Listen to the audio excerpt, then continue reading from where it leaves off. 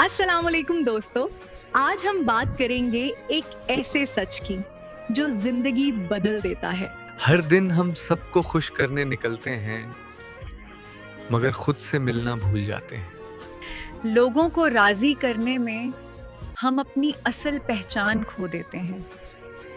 हर हाँ जो तुम दूसरों के लिए कहते हो कभी कभी तुम्हारी ना होती है अपने लिए। जिंदगी कोई ऑडिशन नहीं जहां सबका मंजूरी लेना जरूरी हो। जो तुम्हें समझता है उसे साबुत करने की जरूरत नहीं जी। और जो नहीं समझता उसे समझाया नहीं जा सकता। लोग तब तक खुश रहते हैं जब तक उनका फायदा हो। तुम उनके मूड पर अपनी जिंदगी मत चलाओ। अपने सुकून की कीमत दूसरों की मुस्कुराहट से ज्यादा है। जब तुम सबको खुश करने की कोशिश छोड़ देते हो, तुम खुद से मोहब्बत करना सीख जाते हो। खुद से वफादारी करो, दुनिया खुद ही ठीक हो जाएगी।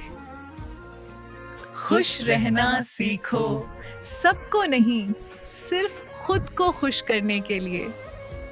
ये था मान एंड मैनो पॉडकास्ट। अपना ख्याल रखो, खुदा हाफिज। लाइक करो, शेयर करो और अपने अंदर की आवाज को सुनना मत भूलो।